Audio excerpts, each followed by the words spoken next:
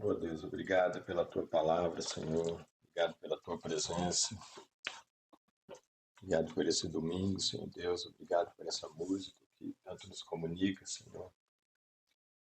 Obrigado porque o teu Espírito Santo, Senhor, nos dá essa capacidade, Senhor Deus, de nos levantarmos num dia como esse, um dia fresquinho, bom para dormir, bom para fazer tanta coisa para nós.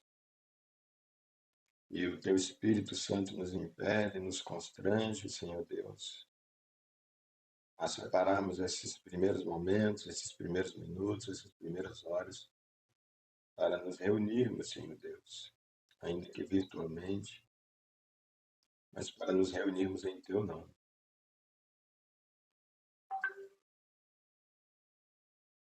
O mundo anda na contramão disso, Senhor, principalmente no que diz respeito ao reunir com integridade, com intensidade, com essência, com coração. O mundo anda na contramão disso. Por isso nós precisamos te agradecer, porque a tua infinita graça e misericórdia, por mais um domingo nos alcançou, em mais um domingo nos alcançou. E nos faz estarmos aqui, Senhor Deus, de coração, de corpo e de alma, para buscar o Senhor, para buscar a tua presença, para buscar a tua provisão, para buscar a tua orientação, para buscar o teu ensino, para buscar o teu discernimento, para buscar a tua essência, a tua vida, Senhor. Nós pedimos que o Senhor cumpra a tua palavra. Diz que quando e onde dois ou três se reunirem no teu nome, o Senhor estaria ali, no meio deles. Então cumpra, Senhor Deus, e faça-se presente no nosso meio. Fala conosco, fala através de nós, Senhor. Em nome de Jesus, continua falando conosco. Também se cumpre a tua palavra, Senhor, que diz que as portas do inferno não prevalecem contra a tua igreja. E nós estamos aqui como igreja do Senhor. Cerca-nos, Senhor Deus, assim como cercaste a Jó e a tudo que pertencia a ele. Concebe de maneira que Satanás não podia tocar. Pedimos, Senhor Deus, que também cerca-nos a nós e a nossa família enquanto estamos aqui na tua presença, Senhor. Enquanto estamos reunidos como igreja do Senhor. Em nome do Senhor Jesus nós oramos. Louvado seja o teu nome. Oramos pelos nossos irmãos que não acessaram a comunhão. O Senhor os esteja guardando, que o teu Espírito Santo esteja ministrando no coração deles, Pai. Em nome do Senhor Jesus Cristo, nós intercedemos por eles. Em nome de Jesus. Amém. Então, bom dia aí. Essa música é linda demais, né? Por mim, podia ficar a manhã todinha passando essa música aí, meditando nela. Eu tinha meditado nela mais cedo, tinha mandado lá no grupo. Teve uma vez no ano passado também que eu compartilhei ela com vocês. E estava pensando em compartilhar outra coisa. Aliás, a gente dá continuidade no que a gente estava meditando, né, na semana passada. E várias coisas no meu coração, mas agora meditando nessa música, eu mudei, peguei alguns textos aqui. Queria compartilhar com vocês. Espero que vocês estejam em condições aí de, como eu coloquei na oração, né, de estarem integralmente na presença de Deus, integralmente aqui na comunhão. Às vezes a gente pode achar mais fácil dizer, hoje como é virtual é mais tranquilo, dá para ir fazendo alguma coisa, ou dá para eu estar lá mesmo não estando, dá para eu participar mesmo não participando 100%, ou vou ajeitando umas coisinhas aqui. E esse é um problema que eu vejo da câmera desligada. Eu cheguei no ano passado e pedi que a gente deixasse a câmera ligada, que é uma maneira da gente dizer para a gente que a gente está naquele lugar. Imagina, eu não teria a menor intenção de ver vocês e saber onde está por qualquer outro motivo que não fosse esse. Da mesma forma que eu deixo sempre a minha câmera aberta. Com relação à gravação, essa gravação não vai ser usada, eu gravo ela para eu poder extrair o áudio, mas eu tenho uma outra gravação se eu for usar, e não vou usar essa que aparece vocês, não. Mas é porque é uma maneira da gente dizer para a gente que a gente está ali e as pessoas estão vendo a gente. E então eu acabo me forçando psicologicamente e inconscientemente a estar naquele lugar onde eu mesmo estou vendo que eu estou e eu sei que as pessoas estão vendo que eu estou. Mas independente então da câmera, que vocês possam, espero que vocês estejam no lugar em que realmente possam estar 100% e integralmente,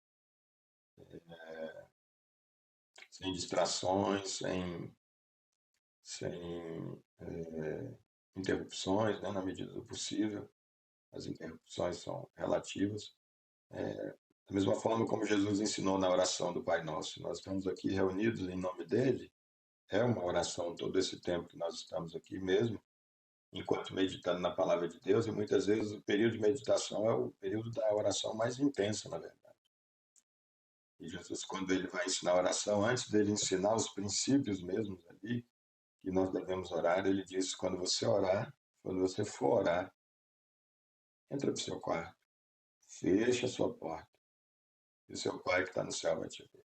Então, esse momento de integridade, o motivo ali é que para a gente estar orando com Deus, a gente precisa de evitar as interrupções. E quando a gente está num ambiente onde todo mundo está igualmente buscando a Deus, não tem o risco de interrupção, pelo contrário, a gente vai compartilhar esse momento.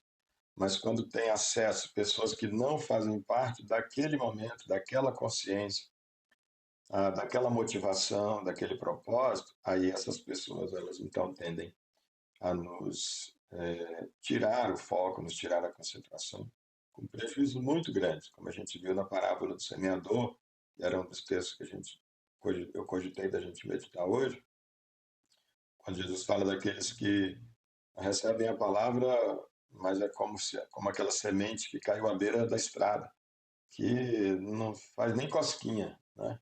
Sequer chega a colocar a raiz em qualquer lugar. E ele diz, porque está na beira do asfalto, na beira da estrada, né? Aquela terra compactada que não tem realmente como. E Jesus diz que justamente essas são aquelas pessoas que ouviram e sequer entenderam. E olha, então, o primeiro passo para a gente receber a palavra de Deus é entender. E para entender, a gente tem que ouvir e tem que dar atenção àquilo que a gente está ouvindo, né? Para que o nosso coração possa ouvir. Mas então essa música, olha como ela é forte, em fervente oração. Essa música é toda inspirada, não tem como uma música dessa não ser inspirada. Né? Em fervente oração. Não é só em oração, é numa oração intensa, é numa oração que incendeia, que ferve, que ebule, que expande. Em fervente oração, vem o meu coração na presença de Deus derramar. É aqui, na verdade, a primeira estrofe é um convite, né? Vem o teu coração na presença de Deus derramar. Há um texto que me ocorre agora, salvo engano, lá no final de Isaías, onde Deus vai dizer: a este é que eu entrego a minha atenção e a minha estima, é a quem devota reverência, atenção, desejo pela minha palavra. Deus está o tempo todo sondando os nossos corações. Existem milhares, milhares de lugares onde milhões e milhões de pessoas estão reunidas nesse momento. E quantos lugares e quantas pessoas já estiveram reunidas como nós estamos aqui? Quantas delas, de fato, recebem a revelação de Deus? Para quantas delas, de fato, Deus se revela, transformando a vida daquela pessoa por completo? Para quantas esse momento de oração, momento de encontro na igreja, momento de encontro num grupo, para quantas desses milhões e milhões e milhões que se reúnem, periodicamente, religiosamente, para quantos Deus se revelou? Para uma minoria. E por que, se ele prometeu que a todo que invocar o nome do Senhor, ele vai se revelar e vai salvar essa pessoa. Exatamente porque ele não olha apenas a religiosidade. Ele não olha apenas o levantar das mãos, ele não olha só o nosso prostrar, ele não olha apenas o fato de estarmos ali sentados no banco da igreja ou de pé, levantando as nossas mãos. Não, ele olha e sonda o nosso coração. Ele é o único capaz de fazer isso. O único capaz. Cada pessoa que vai ao templo, que vai a um local de reunião, como nós estamos aqui, que levanta suas mãos e que baixa as suas frontes, que abre a sua Bíblia, que do ponto de vista da religiosidade está de fato ali buscando a Deus, é um momento de busca, de invocação do nome do Senhor, mas ele só vai se revelar para aqueles que, ao sondar os corações, ele vê que aquela invocação é real, que é inteira, que é íntegra, que é sincera, que é real, que é essencial. A grande maioria daqueles que estão até numa aparente oração fervente, ou a maioria de nós nesses momentos, levantando a mão e está chorando, chorando, chorando. Qualquer um de nós que olha, ou qualquer um que olhar para a gente naquele estado vai dizer: meu Deus, que coisa linda, que entrega bonita. Às vezes Deus vai sondar aquele coração, meu ou seu, e ele está vendo que aquilo não é uma entrega, aquilo é só um desespero. Aquilo é só que está vindo na mente da pessoa naquele momento, todas as suas lutas, todas as suas dificuldades, todos os seus dilemas, todas as suas frustrações, todos os seus desejos, todos os seus planos, todos os seus propósitos, até agora frustrados. As expectativas de que eles vão se cumprir, de que Deus, naquele momento, ele voltar, vai entregar para ele a chave para abrir aquela porta daquele sonho que está para se realizar. E todo esse aparente derramar na presença de Deus não passa de um derramar na presença da sua própria alma, do seu próprio sentimento. E a pessoa sai literalmente dali com a alma lavada. E sai bem, ela sai em paz, mas é a paz consigo, não é a paz com Deus, e aquilo não dura. Porque não houve, de fato, uma revelação de Deus, embora parecesse. Porque, de fato, se a revelação de Deus tivesse acontecido no nosso espírito, estando muito ligado com a alma também teria sentido esse lavar. A diferença é que esse lavar permaneceria. Quando chega em casa, no dia seguinte, para a terça-feira, para outra terça, para o outro mês, para o outro ano, esse lavar permaneceria. Porque teria havido uma conversão quando Deus de fato se revela para ele. E em havendo uma conversão, há uma mudança de vida, há uma mudança de postura, há uma mudança de rotinas, há uma mudança de prioridades, há uma mudança de olhar para a vida, que a cada dia, como a gente conversou na semana passada, vai se evoluindo num ciclo e vai aumentando e aumentando e aumentando. Para quantos isso acontece? Para quantos isso aconteceu? Para uma ínfima minoria.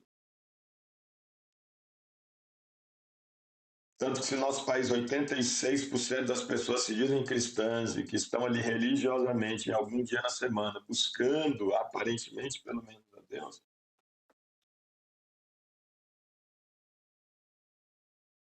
Se essa busca fosse real, a nossa sociedade não estaria como está.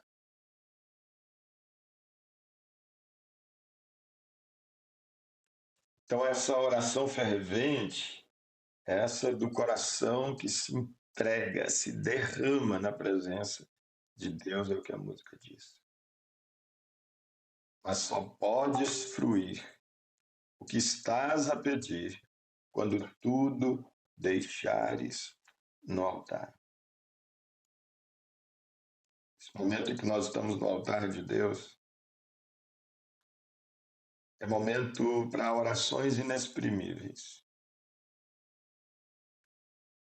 É momento, inclusive, em que aquilo que nós estamos pedindo, se há um derramar sincero diante de Deus, Essa hora entra o Espírito Santo de Deus, que Paulo vai dizer que intercede por nós com gemidos inexprimíveis. E vai pedir aquilo que nós de fato necessitamos e que nós sequer temos condições de pedir, porque sequer temos a possibilidade de perceber. Somos tão pequenos, tão frágeis, tão enganosos. Estamos num breu tão grande, tão absoluto, tão mergulhados na nossa morte, na nossa mentira, que nós somos incapazes até de perceber o que é que de fato nós precisamos. E o certo seria, nesse momento do derramar diante de Deus, nos chegarmos para Ele nessa fervente oração e dizer: Pai, eu preciso do Senhor, eu não sei do que, mas eu sei que eu preciso. Deus, eu preciso da tua ação e da tua intervenção, eu não tenho ideia do que é, eu só sei que eu preciso. Mas a gente ousa pensar que sabe. A gente ousa se achegar a Deus com a nossa listinha já mais ou menos pronta. Né? Dizer: Deus, deixa eu falar, a minha vida está difícil, deixa eu falar para o Senhor por que ela está difícil. Eu trouxe uma lista pequena, não tão pequena. Mas olha aqui, tá vendo isso aqui? Jesus não tá legal.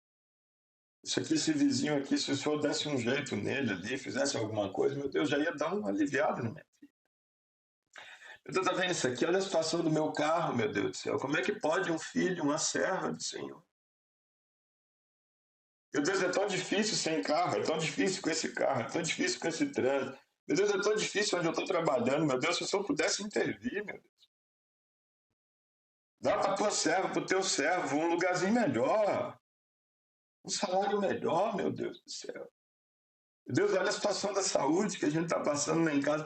Se o Senhor intervir nisso, meu Deus, as coisas seriam diferentes, meu Pai. E tome lista, e tome derramar do coração, e tome lista, e tome choro, e tome lamento, e tome aparente, fervente oração e derramar do coração na presença de Deus.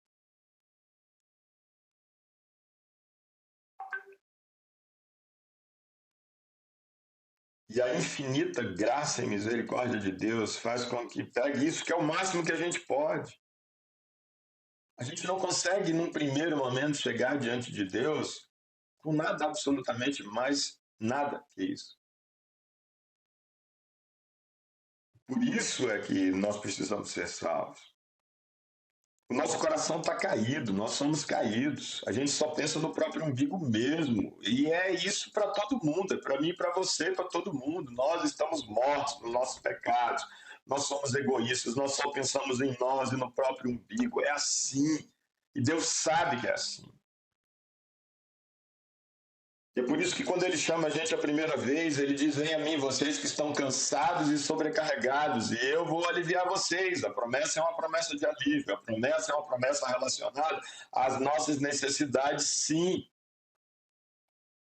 Só que quando a gente chega até ele, e que o Espírito intercede com gemidos inexprimíveis, e pede para o Pai que ele nos dê aquilo que de fato a gente precisando, incluindo ou não alguns itens dessa nossa lista. E o Pai então atende e se revela, e revela a sua sempre boa, agradável e perfeita vontade. Ele chega para a gente e diz: é sede que você tem de água, dessa água do poço? Ou você não tem ideia do que é a água que eu posso dar para você? É uma água que, se você beber, você nunca mais vai ter sede. Ela vai jorrar no seu interior, em você e através de você, e vai fluir por toda a eternidade. E não interessa com água ou sem água, você nunca mais vai ter sede. Com comida ou sem comida, você nunca mais vai ter fome. Ainda que te matem, nunca mais você vai perder a sua vida. Ainda que você fique doente, você estará para sempre absolutamente sarado.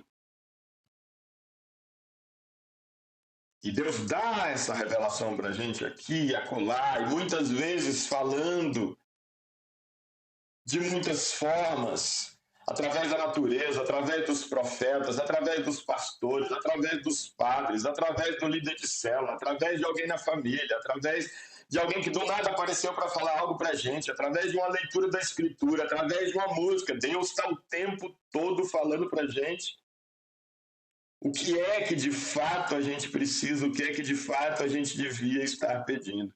E uma porcentagem ínfima de nós dá ouvidos a essa voz e começa a buscar o que verdadeiramente deve ser buscado. A gente vem a primeira vez pelo pão que perece, e Deus multiplica o pão e todo mundo sai farto.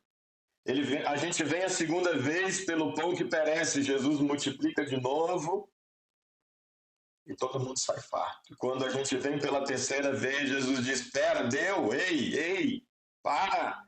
Vocês vão ficar nessa vida toda, vindo ao meu altar, vindo à minha presença, dia após dia, domingo após domingo, para buscar o pão que perece. Vocês não têm noção sobre diante de quem vocês estão e qual é o tipo de pão que eu estou aqui para dar para vocês. Eu estou aqui para dar para vocês a minha própria vida, que é o pão que sacia a fome para a eternidade. É o pão que vocês de fato estão precisando, vocês não estão entendendo.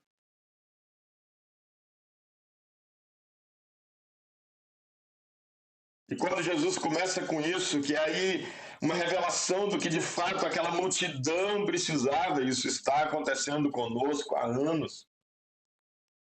Quando Jesus começa então a se revelar ali, dizer: essa é a minha carne, é o meu sangue, vocês têm que comer de mim, beber de mim, vocês têm que virar um comigo, vocês têm que me receber, me abraçar, eu tenho que ser tudo para vocês têm que me querer mais do que o ar que vocês respiram.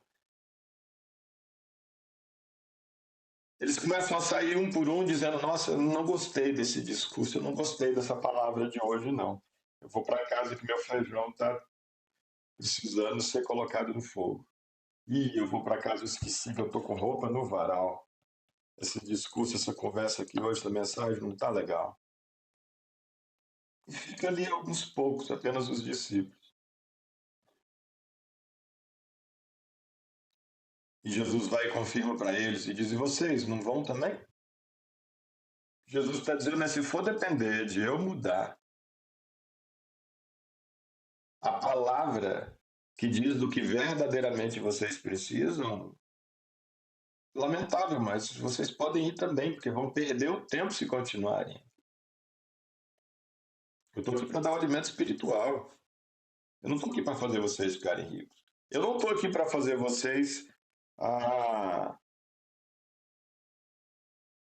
virarem o jogo e assumirem o controle, o comando e o reinado e acabar com a escravidão e pôr Herodes para correr e pôr não sei quem mais para correr, colocar Roma para correr e pôr Davi, o descendente do Davi, no trono e vocês agora Israel dominarem sobre todas as nações do ponto de vista físico, histórico, temporal. Não estou aqui para fazer isso. Se o que vocês estão aqui vieram ao altar foi para isso, se vocês vieram à minha presença para isso, com toda a dor do meu coração eu digo: tira o cavalinho de vocês da chuva. Espera sentado ou até deitado, porque não vai rolar. Eu amo vocês o suficiente para não continuar fomentando isso em você. Agora, o grande perigo que existe é que tem alguém que odeia o suficiente para continuar fomentando isso. Esse alguém se chama diabo, Satanás, Lúcifer, com todo o seu rebanho, com todos os seus anjos. E tem muita gentinha boa chegando diante do altar de Deus, do trono de Deus, ano após ano, para buscar e não para entregar. Para receber, para reivindicar, para exigir até, e literalmente tem muitos que usam essa expressão, do que para prostrar, para integrar, para oferecer, para derramar. Quando saem de lá, depois de receberem essa revelação do que é que realmente nós precisamos, do que é que Deus realmente tem para nos revelar, mas a pessoa rejeita porque a voz do umbigo fala mais alto do que a voz do espírito, E ela dá ouvidos à voz de Balaão, como aconteceu lá na história do profeta que tinha ido para abençoar e para amaldiçoar, acabou abençoando. E não podia então amaldiçoar, mas ele então acaba contando para o rei o segredo. Deus disse para ele: não amaldiçoa, abençoa. Mas ele queria receber, o umbigo dele queria todos aqueles prêmios que o rei tinha prometido para ele, toda aquela grana, riqueza, se ele amaldiçoasse o povo de Israel. Mas a voz do Espírito vinda do altar disse: não, não amaldiçoa, abençoa. E ele então diz para o rei: como é que eu vou amaldiçoar alguém que Deus mandou abençoar? E aí Balaão encontra um jeitinho, né? Talvez ele até tivesse aí uma origem brasileira, uma descendência brasileira, brincadeira. Ele encontrou um jeitinho, ele disse: eu não posso amaldiçoar, mas eu sei,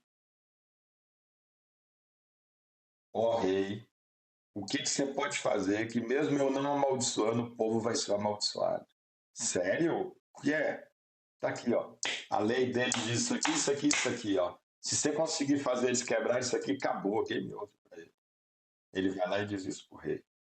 Porque a voz do umbigo dele, pensando na riqueza, naquilo que o rei podia oferecer e prometeu entregar para ele de riqueza, falou mais alto do que a voz do Espírito. Ele veio ao altar de Deus, à presença de Deus, não porque ele queria entregar, porque queria se derramar, mas porque ele queria receber. Tanto que na primeira vez que Deus disse para ele: não vai com eles, não é para amaldiçoar, quando eles vieram para buscar Balaão, e Balaão disse: olha, Deus disse que não pode. Quando eles já estavam saindo, ele disse: peraí, deixa eu ali orar para ver, conversar direitinho com Deus. Ele vai lá orar. Na verdade, o que ele foi insistir. Ele sentiu um pesar ali por estar abrindo mão de tanta riqueza.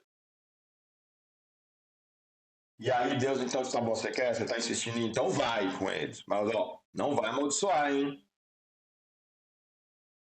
Ele queria estar, o umbigo dele queria estar sempre perto ali da possibilidade de Deus mudar de ideia. Ele: opa, Deus liberou, me dá aqui minha grana. No final das contas, Deus não liberou, mas eu vou dar um jeito, ainda assim, um jeitinho brasileiro, de conseguir colocar a mão nessa riqueza. Eu vou te contar um segredo.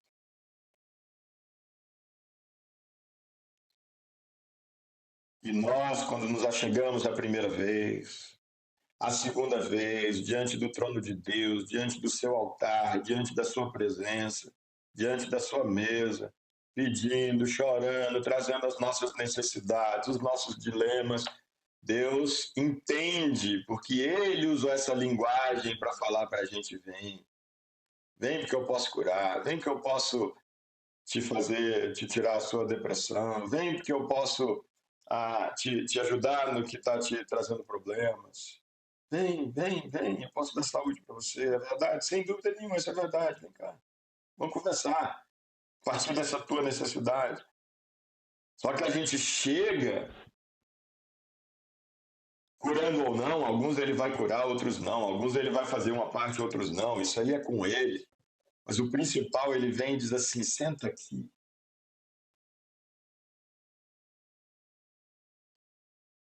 Eu ouvi essa necessidade que você está me apresentando e eu me sensibilizo com ela, acredite. Só que tem uma necessidade por trás dessa, que essa é a principal para eu resolver para você. E é por causa dessa outra necessidade que eu queria que você continuasse vindo até aqui religiosamente. Para a gente continuar conversando e tratando dessa outra necessidade. Eu queria focar nela por amor a você, Deus diz para nós através do Espírito Santo. Se você me permitir, a gente dá continuidade nos nossos encontros para eu tratar dessa necessidade maior que você não consegue nem enxergar, de tão escuro que está tudo para você, de tão envolvido que você está na mentira de Satanás.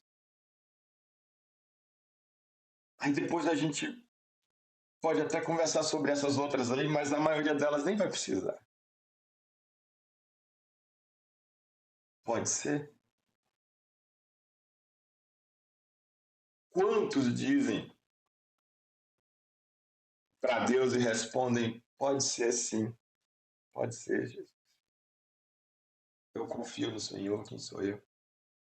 E dá continuidade agora com essa nova pauta, com esse novo foco.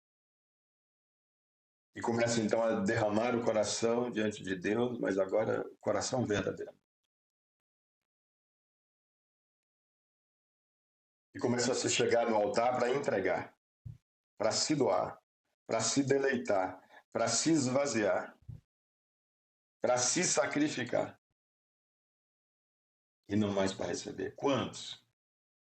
Uma ínfima minoria. Por isso Jesus disse que a porta que conduz à salvação é bem estreitinha. São poucos os que se conduzem por ela. Porque o umbigo fala mais alto, é estreita. Não porque de fato seja estreita, mas ela é estreita porque quem a vê do lado de fora do reino, a vê sob a ótica do próprio umbigo, do egoísmo, que não pensa em nada, absolutamente nada, senão nas suas próprias satisfações carnais e pessoais. E a sensação que dá é de renúncia. Por isso, a palavra usada é renúncia. A sensação que dá é de que é um sacrifício. Por isso, a expressão usada é vocês têm que se sacrificar. Porque está falando para pessoas que olham sob essa ótica do próprio. Mas aqueles pouquíssimos que confiam em dizem, eu vou. Sob sua palavra, eu vou dar seguimento para entrar nessa porta e seguir por esse caminho estreito. Confiado no Senhor. Essas pessoas vão se surpreendendo a cada dia.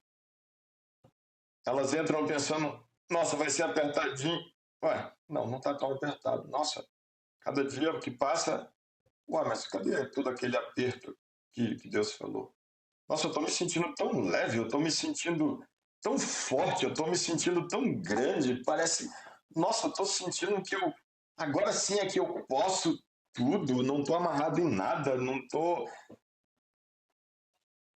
Ele experimenta a verdadeira liberdade e agora que ele está de fato no caminho largo. Mas agora, porque ele pode enxergar o caminho largo, que de fato largo é o caminho da liberdade, mas agora sob a ótica do espírito de alguém que já começou e continua sendo transformado. De glória em glória, de encontro em encontro. De chegada ao altar e ao trono de Deus, é chegada ao altar e em trono de Deus. De derramar em derramar, de prostrar em prostrar, de fervente oração em fervente oração. E esse olhar apurado, cada vez mais ele olha e diz, meu Deus, que lugar espaçoso, gostoso é esse que eu estou. E quando ele olha para trás e vê aquela portinha estreita, agora a porta estreita é aquela que conduz ao lugar onde ele estava. O lugar do pecado, o lugar da perdição, o lugar das amarras, o lugar onde o que ele quer fazer ele não faz, o que ele não quer fazer acaba fazendo. Esse lugar onde ele é dominado pelo ego, pelo umbigo e por Satanás de tabela que vem por trás instigando as vontades da carne. Mas são poucos, a grandíssima maioria no mundo continua religiosamente, da boca para fora, em nome de Jesus, vindo e voltando ao altar para buscar e para receber, e não para entregar. Estava pensando hoje pela manhã, que foi o diabo, embora eu saiba qual foi, todos nós sabemos, quem foi o diabo que de maneira tão escancarada tem que ser mesmo o pai da mentira, para pegar a figura do altar no Velho Testamento, que era um lugar de se chegar para entregar, para renunciar, para sacrificar, um lugar onde era nítida pela própria disposição da cena quem é que manda e quem é que obedece, quem é servo, quem é senhor, quem é escravo, quem é senhor, quem manda e quem obedece. É nítido pela própria cena do sacrifício no Velho Testamento. Só mesmo o pai da mentira para conseguir. Agora, na nova aliança, na hora de aplicar essa figura, o que nós vemos quando a gente olha para as pessoas diante do altar são pessoas reivindicando diante do altar. São pessoas diante do altar determinando para Deus e dizendo: eu sou teu filho, a tua palavra diz, então o Senhor vai me dar em nome de Jesus. O Senhor vai fazer porque eu sou teu servo.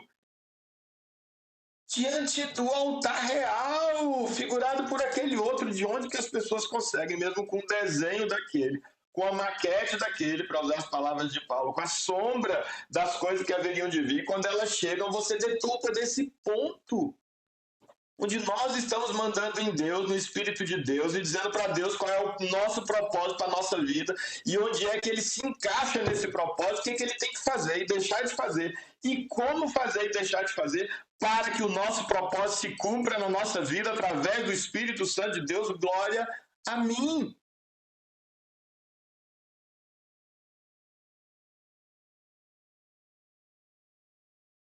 Sou mesmo o pai da mentira, como o próprio Jesus disse, para conseguir esse engodo, esse engano, essa enrolação no nosso coração que é enganoso. E agora, para tirar isso?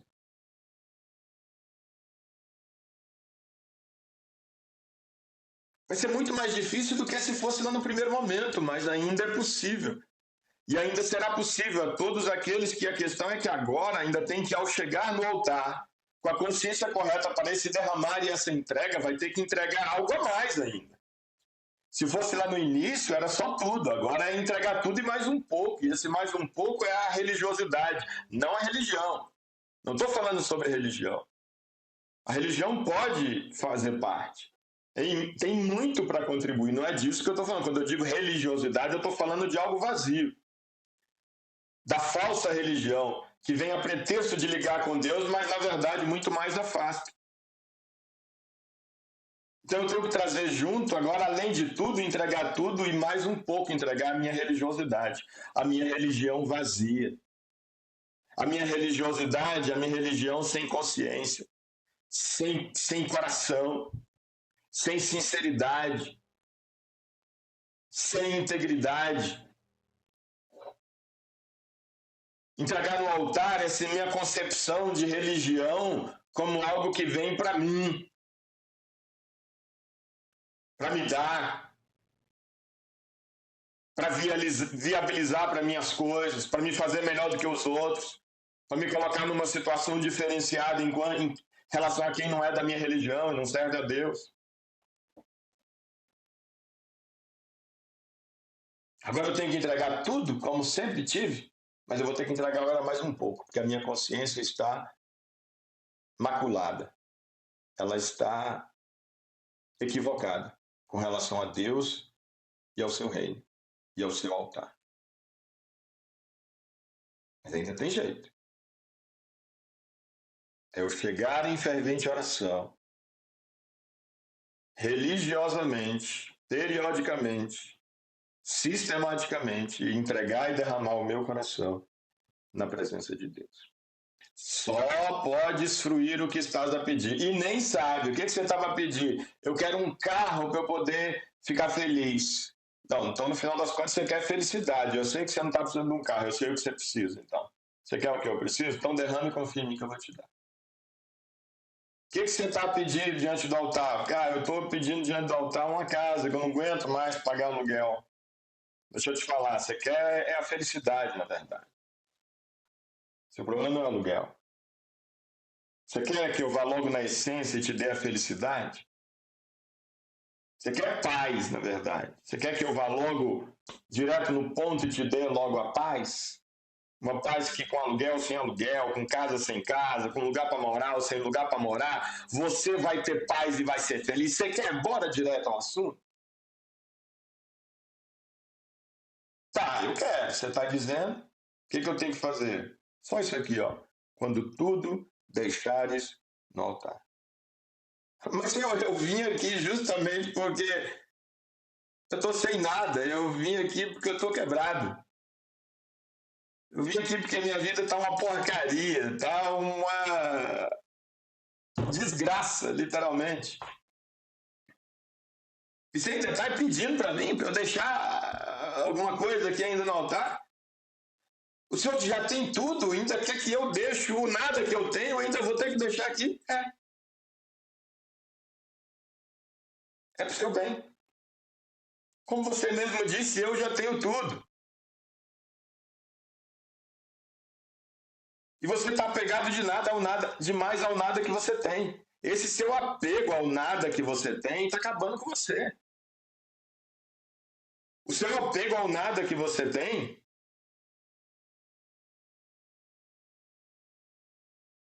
e essa busca desenfreada vai passar a ter, onde é a prioridade na sua vida, que se tornou prioridade na sua vida, é que está acabando com você.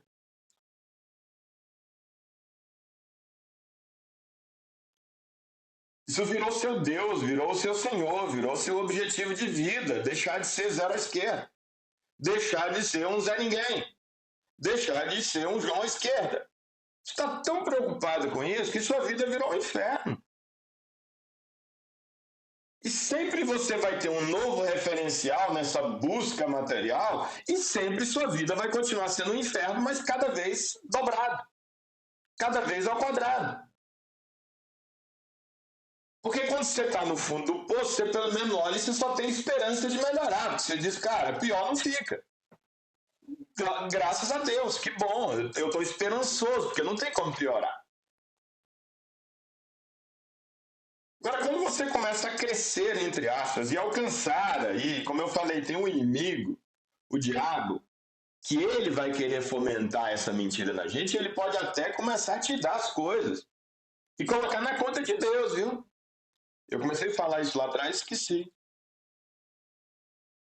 O diabo pode começar a dar e tem dado para muita gente colocado na conta de Deus.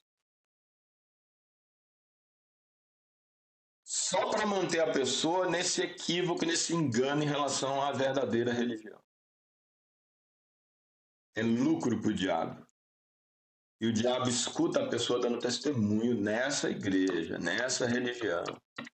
E ele vai lá, o diabo sabe que foi ele que deu o emprego para a pessoa, foi ele que deu a grana para a pessoa, foi ele que curou essa pessoa. Ele pôs a doença, ele foi lá e tirou.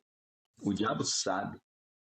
E ele fica lá olhando as pessoas dando testemunho, colocando na conta de Deus e diz: eu pedi aqui nessa igreja, diante desse altar, eu pedi, meus irmãos, e Deus me deu. Portanto, o meu testemunho é para dizer para vocês: vem cá e pede, não desiste de pedir, vem todo dia pedir para Deus, que uma hora Ele vai dar para vocês também. É para isso que serve a igreja, é para isso que a gente vem domingo após domingo. E quando você tiver e receber, vem cá dar o testemunho também, vamos fomentar esse trem, vamos fomentar esse negócio. E ninguém mais vai querer saber desse negócio de vir para o altar para entregar, para renunciar, para adorar, para derramar coração, essa conversinha.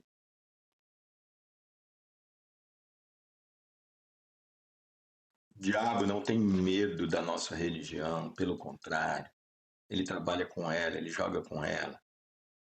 O anticristo não vai vir em oposição absoluta do Cristo, ele vai vir a pretexto de ser Cristo ou como Cristo. Ele vai vir trazendo os ensinos de Cristo, só que vem tudo deturpado. A mentira nunca é absoluta e completa sem um pezinho na verdade. Ela é sempre absoluta, mas ela sempre vem com um pezinho na verdade. E aí deturpa, e óbvio, virou uma mentira absoluta. Por isso Jesus diz: cuidado para que ninguém engane vocês.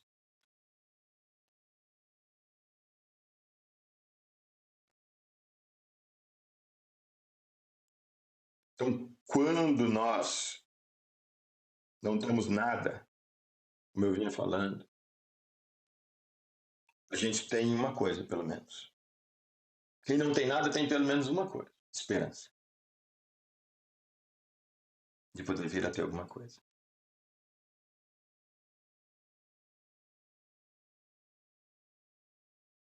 Quando a pessoa começa a ter e vai aumentando nos degraus desse ter, nossa, eu estou conquistando, estou alcançando, graças a Deus, em nome de Jesus e tal. Não estou dizendo que Jesus não faça, não é o caso aqui.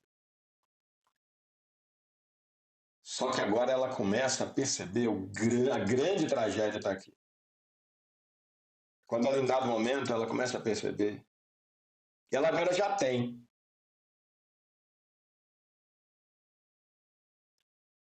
E ela continua vindo ao altar, não para entregar, mas para continuar pedindo, para continuar buscando. Ela continua não vindo para derramar o coração, para se entregar diante de Deus, renunciar a tudo que tem, entregar no altar, agora que ela já tem, já que quando ela veio ela não tinha nada. Mas não, ela continua vindo para pedir. Por quê? Porque ela continua comparando agora com quem tem mais que ela.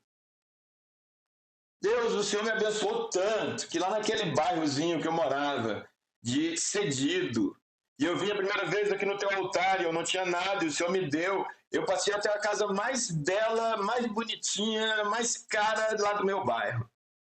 Ah, que coisa linda! Eu peguei tudo aqui no seu altar, Jesus. E agora o Senhor me abençoou tanto que eu estou nesse bairro novo agora, esse condomíniozinho fechado. Que coisa linda, Deus, que o Senhor me deu.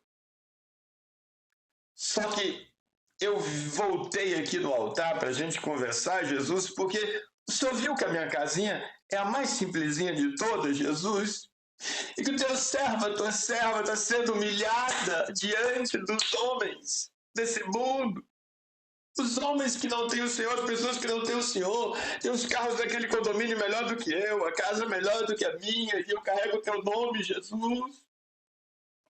Honro o teu nome, meu Pai. E eu estou aqui triste diante do altar de Deus, porque meu referencial mudou, mas a minha essência não mudou. E o meu referencial vai sempre mudar e eu vou sempre querer mais. E eu nunca vou poder chegar ao altar de Deus para me entregar, para renunciar, porque eu sempre vou precisar dessa ajuda de Deus, ou dessa suposta ajuda de Deus, para eu poder ter mais, para eu receber mais, para eu ganhar mais, para eu poder mais, para eu ser mais, que no final das contas a confusão está toda em cima desse equívoco do ser. Como se o que eu tenho ou faço pudesse de alguma forma me influenciar no que eu sou e dizer, aliás, o que eu sou, deixo de ser. Isso o convite de Deus para a nossa misericórdia desde o primeiro momento, enquanto ainda temos nada, só nada, tudo que a gente tem, ele diz, pega o seu nada, traz aqui para o altar e entrega, deposita aqui no altar. O seu nada.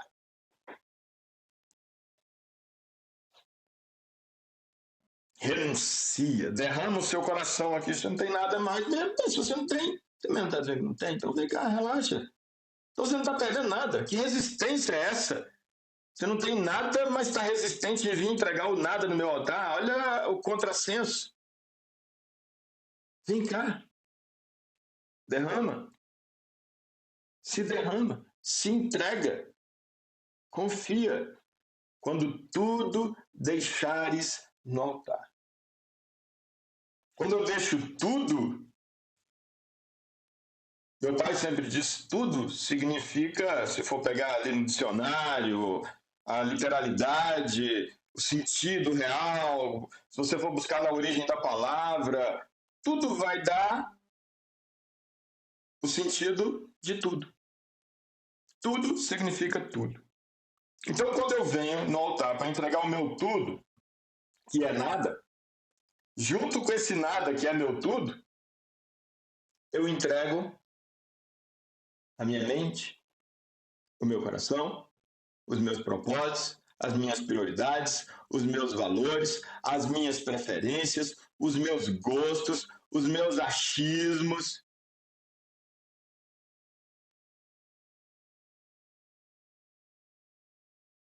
Aí eu saio do altar mais leve do que eu já estava. O nada me deixava leve. É a falta. Aí eu saio mais leve agora. Porque agora eu não tenho nada, continuo não tendo. Só que agora eu estou descansado, que eu não tenho que preocupar em continuar não tendo nada, se eu vou ter, se eu não vou ter. Eu sei que o mesmo que cuida dos passarinhos e que alimenta dia a dia os passarinhos prometeu que vai me alimentar.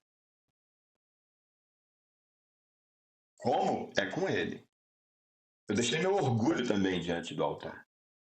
Se ele vai me dar um emprego, se eu vou ser um empresário, se eu vou ser servidor público, ou se alguém vai me dar a cesta básica, ou se um corvo vai trazer comida para mim, não é problema meu, eu deixei o meu orgulho diante do altar.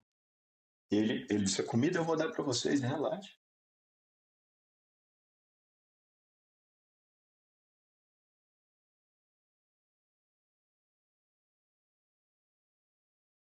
A água, a bebida, ele dá para os animaizinhos e vai dar para você. A comida, a bebida.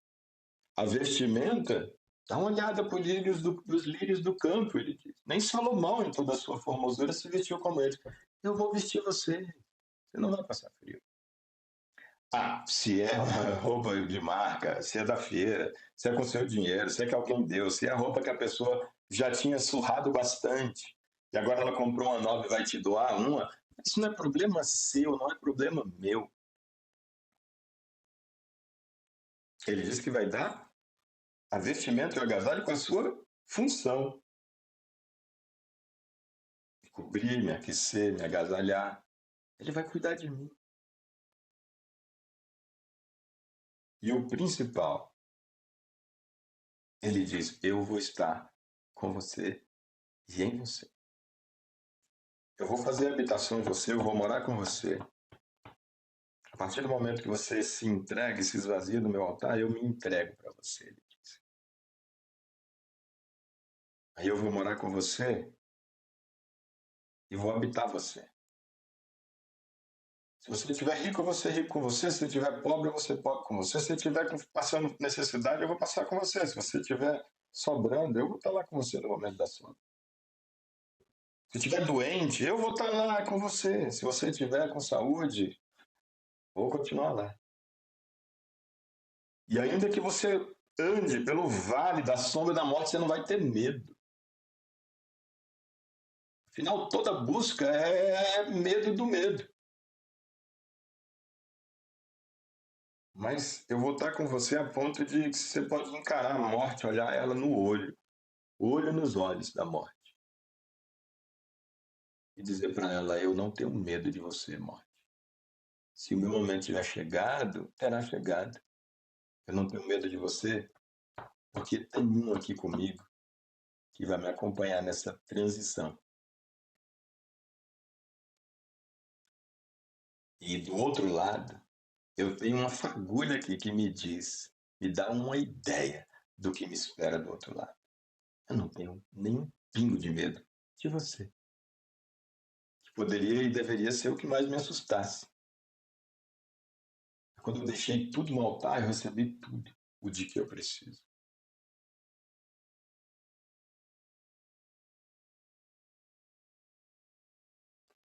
E aí a música, então, ela vem nas estrofes dela, né? Quando aqui o coro, eu vou passar um pouco mais rápido por ela aqui. Quando tudo perante o Senhor estiver, tudo. Ananias e Safira, né? Só um exemplo, não é aquele, mas só um exemplo. Não é tudo de, eu estou dando metade e estou dizendo que dei tudo. E não é nem literalmente, necessariamente. É de estar à disposição de Deus. Não é aquela ideia de agora todo mundo vender tudo e entregar lá na igreja. Não é disso que eu estou falando. Mas é de estar diante de Deus e dizer: Deus é teu. Se o Senhor quiser que fique aqui e eu vá usando, eu vou usando. Se o Senhor quiser que eu venda para fazer alguma coisa, é só me deixar claro, tá? Eu vou ter que ser muito prudente, porque tem uns aproveitadores por aí que eu não posso cair nessa. Agora, eu não tenho nem um pouco de prendimento nisso aqui. Eu só preciso ter certeza de que foi o Senhor. E eu vou entregar sem o menor desprendimento, porque é teu, está diante do teu altar. Então, quando tudo perante o Senhor estiver, eu entreguei tudo, mas eu só não abro mão do meu propósito, da minha expectativa, do que eu vou receber, do que eu não vou receber, do que eu vou ter em troca, de que Deus realmente venha comigo e me faça, me dê esse dom, me dê esse talento, me dê esse dinheiro. Não, tudo é tudo. Tá bom, tudo. Então, só Deus, beleza. A única coisa, não é pedir demais, cara, só dele me curar desse negócio. Tudo é tudo.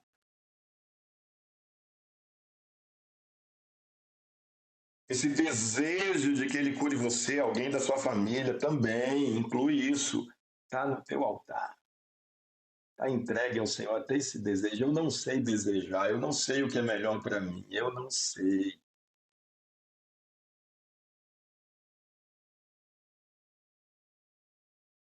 E quem está falando isso, vocês sabem, é alguém que passou a infância toda chorando, implorando para Deus me curar, a ponto de eu questionar a existência, o amor e o poder dele, porque ele não me curava. Mas enquanto esse meu desejo de que Deus me curasse da minha deficiência não foi colocado no altar de Deus, e foi dito, Senhor, quem sou eu? É o Senhor que sabe se cura, não cura, quando cura, o que você vai querer com a cura ou com a deficiência manter? Quem sou eu? Está diante do Senhor. Enquanto eu não descansei nisso, foi um tormento para mim. O maior presente que Deus me deu nessa área, porque me deu tantos que eu nem posso ver na vida, mas nessa área da cura da minha deficiência, o maior presente que Deus me deu foi a convicção de que Ele cura independente de ter me curado, de que Ele existe, de que Ele está comigo, independentemente da minha cura. Porque Ele podia ter me curado num dia da minha paraplegia,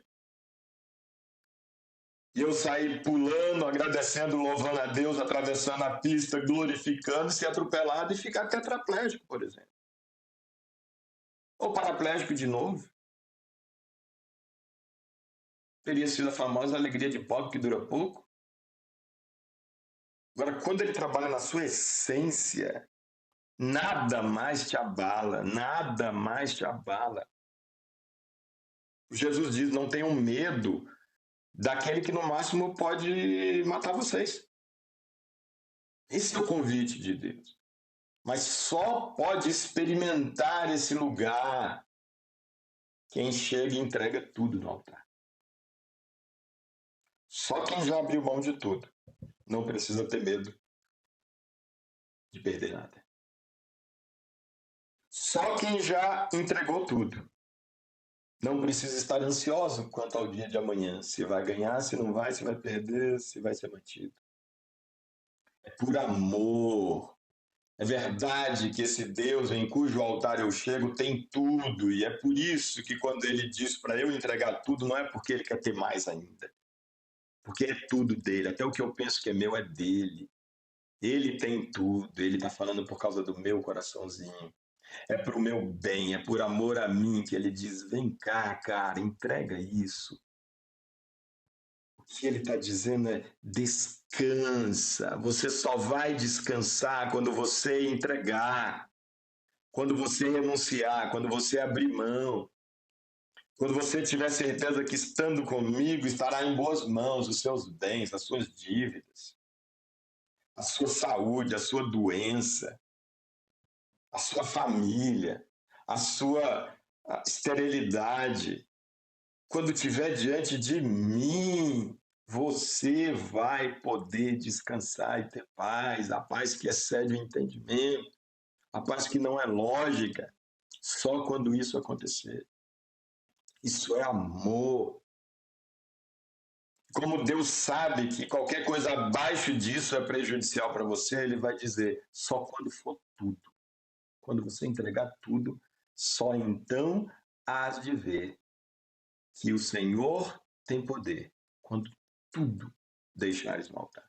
Essa estrofe diz: quando tudo perante o Senhor estiver e todo o teu ser ele controlar. Porque está para muito além de material.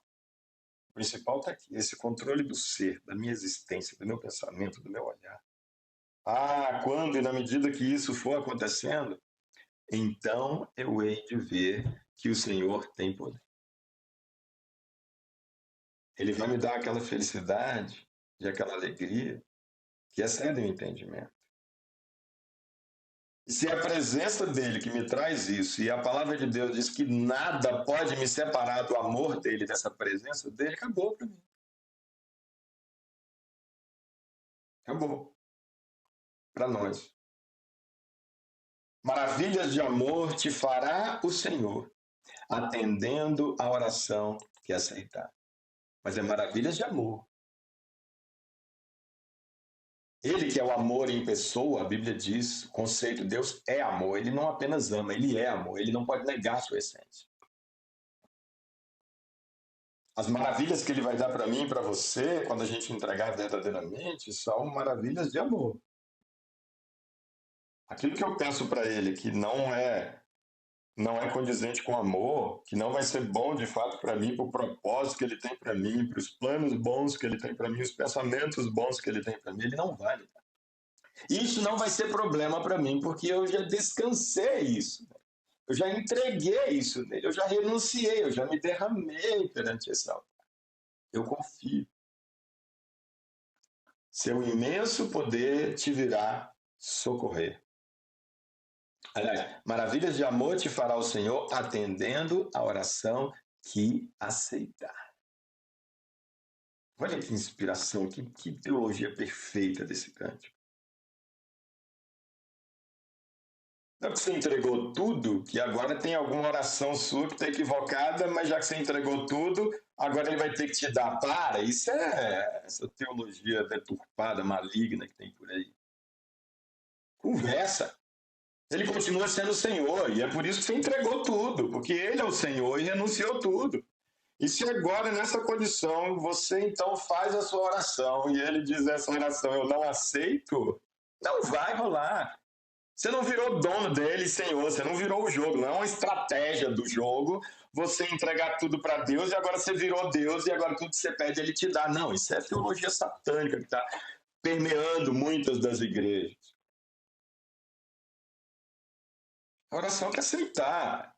E aí, se a minha oração é a oração dessa, de quem se entregou, a minha oração é a oração que diz, Pai, seja feita a tua e não a minha vontade. O que eu quero é isso. Mas quem sou eu na fila do pão?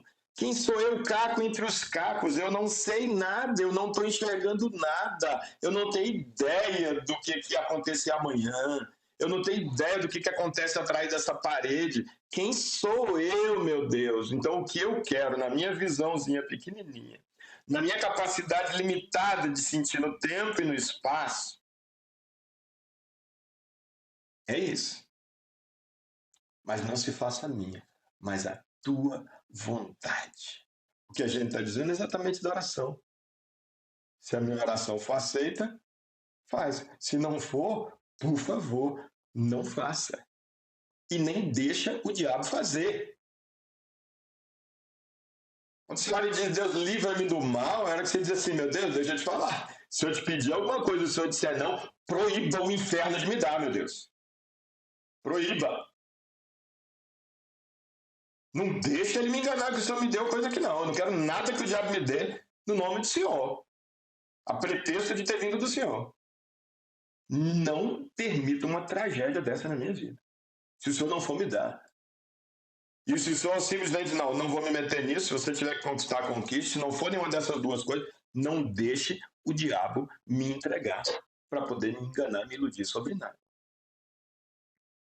Seu imenso poder te virá socorrer quando tudo deixares no altar. Socorro quando tudo é entregue. É um socorro que está para além do que ele vai fazer de material, aqui no tempo e no espaço, aqui nessa existência. É um socorro na alma, que no final das contas é o que importa.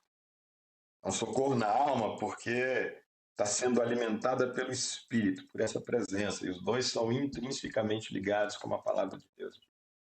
Quando tudo perante o Senhor estiver e todo o teu ser ele controlar, só então has de ver que o Senhor tem poder quando tudo deixares no altar.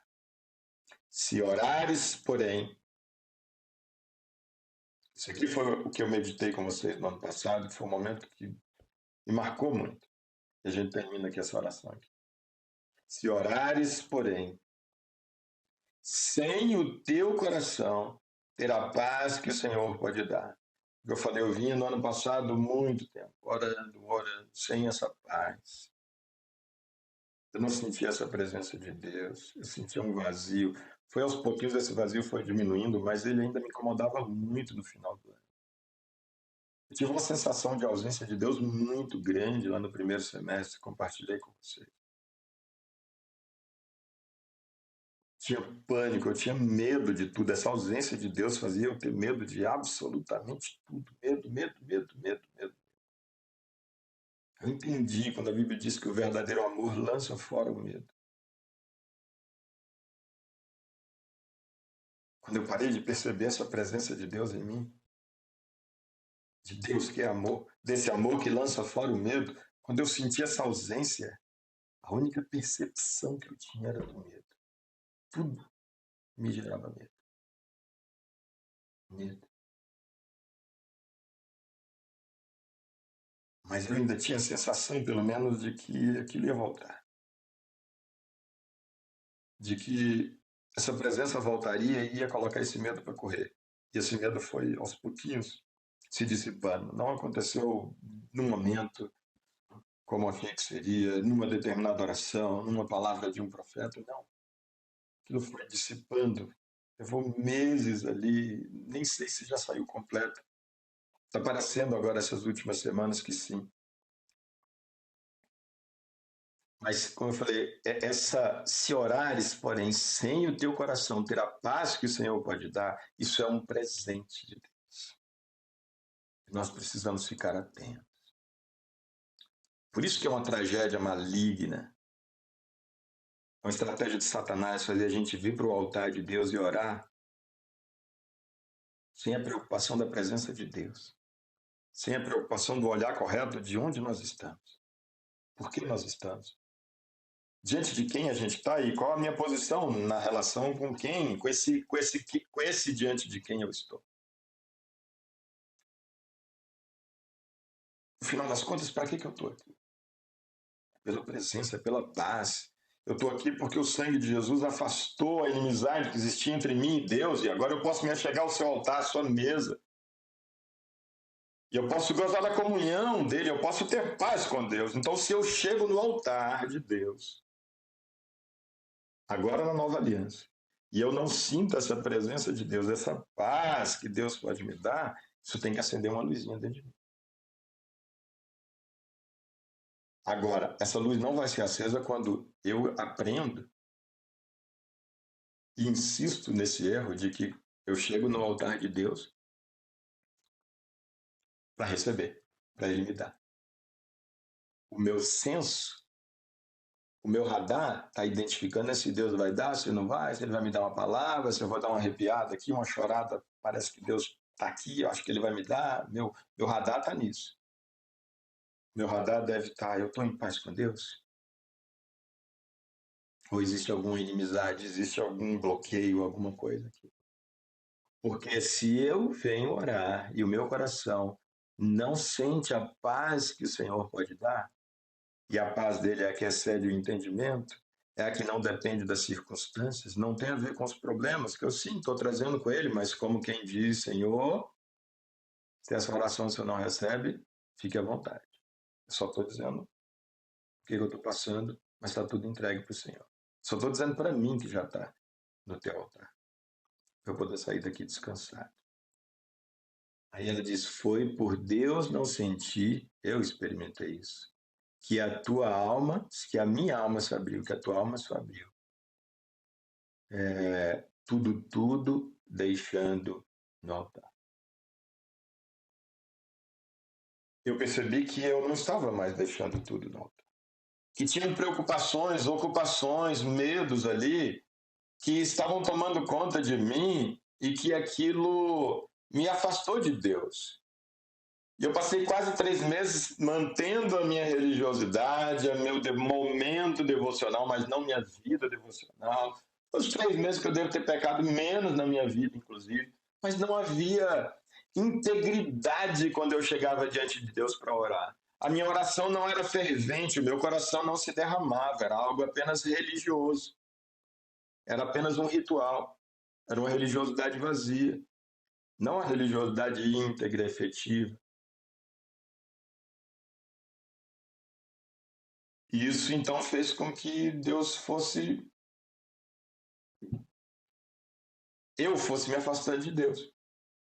E quando então, de repente, eu precisei da mão dele, cadê? Cadê? Onde é que o senhor foi? Onde é que o senhor está? Eu estou com medo. E isso é um presente de Deus. Porque ele diz assim, caramba, eu estou com medo. Então agora a única coisa que eu tenho é medo. Agora eu vou trazer o meu tudo para o altar de Deus, que é o meu medo. Eu continuava tendo patrimônio, eu continuava tendo amigos, eu continuava tendo saúde, eu continuava tendo salário, eu continuava tendo tudo que eu tinha nos dias anteriores do ponto de vista material. Mas esse tudo era nada para mim. Tudo que eu de fato sentia e percebia que eu tinha era medo. E eu só chegava no altar de Deus para trazer agora esse tudo que eu tinha, que era o meu medo. Eu chegava para Deus e dizia: eu tô com medo, eu tô com medo, eu tô com medo. E de novo, eu tô com medo. E outra vez, eu tô com medo. Eu ia ler a Bíblia e eu chorava, chorava, chorava. Chorava, chorava, chorava. E dizia: eu tô com medo, eu tô com medo, eu tô com medo, eu tô com medo. E eu deixei esse tudo que eu tinha, que era o meu medo, no altar. E ao deixar esse meu tudo, essa presença de Deus foi aos pouquinhos, quase imperceptivelmente. Aliás, no dia após dia, imperceptível. Só fui perceber, passava alguns meses. Eu percebia que aquele buraco, aquele vazio, que aquele medo estava menor. Mas eu percebia que ainda estava ali. Finalzinho agora de 2023, ainda estava ali. Na virada do ano, ainda estava ali. Passou boa parte de janeiro, ainda sentia cada vez menos, esse troço está ali. E eu sentia uma necessidade, falava com alguns, eu queria ir para uma fazenda, passar um lugar com consagração, só com Deus por alguns dias. E eu consegui, há umas semanas atrás, fazer isso. Não tinha tido nada nos dias que eu estava ali, em oração, em consagração, leitura da Bíblia, mas o meu coração estava ali entregue. E o gesto, o fato de eu ir para lá, dizia alguma coisa. Não teve nenhuma oração elaborada, nada disso. Eu lia os salmos e os salmos eram a minha oração. E eu entrei no carro para ir embora e ainda bem que eu estava muito preparado para isso, porque a minha ideia justamente, eu não vim para receber, não era essa a ideia, era me entregar. Era deixar claro para Deus e para mim principalmente que a minha vida era dele, que eu não abria mão disso. Eu entrei então no carro e disse, ainda bem que eu cheguei aqui com a consciência de que poderia não tintir nada, porque de fato eu não tinti nada. Tinti absolutamente nada. Anotei muita coisa, que depois eu vou voltar nessas anotações, certamente me vão ser úteis, do que eu lia, das orações que eu fazia, mas na manhã seguinte a minha oração devocional já foi diferente. Não em termos de tintir nada, mas eu já estava meses sem abrir a Bíblia para fazer meu devocional e ler. E aí eu já li, já há um tempo, apreciando, e para dormir de novo, e no outro dia de manhã, a minha oração devocional com muito mais consciência, embora continuando não tintindo nada. E já que foi uma entrega, eu não preciso nem reivindicar nem isso, nem eu tinti nada, e continuo não tintindo nada. Não preciso tintir nada. Eu só preciso que seja. Não preciso sentir nada. E eu sei que é. Porque o Espírito de Deus ministra no meu espírito que é. O perigo é quando não é. E a gente sente que é, como se fosse. Porque o diabo consegue fazer isso. Nosso coração é enganoso. Consegue fazer isso. Então, meus irmãos, o convite de Deus para nós é esse. Eu ia ler um texto, vou deixar para a gente ler no próximo domingo, que tem a ver com isso daqui. A gente vai ler aquela passagem, deixa eu lembrar aqui, aquela passagem onde Jesus fala, e algumas correlatas, onde Jesus fala sobre quem quiser vir após mim, negue-se a si mesmo, tome a sua cruz e siga-me. Ele dá justamente essa ideia. Eu não vou enganar ninguém. Para vir comigo, tem que entregar tudo. Primeiro passo é entregar tudo. Quem não quiser dar esse primeiro passo, o que ele está dizendo, com toda sinceridade e com todo amor, é não venha. Se não for entregar tudo, não venha. Se não tiver uma decisão de entregar tudo, não venha. A entrega, ela pode até, efetiva do coração, ela pode até ser e será um caminho. Vai ser um processo. Mas a decisão de entregar é imediata. O coração vai se desapegando aos poucos.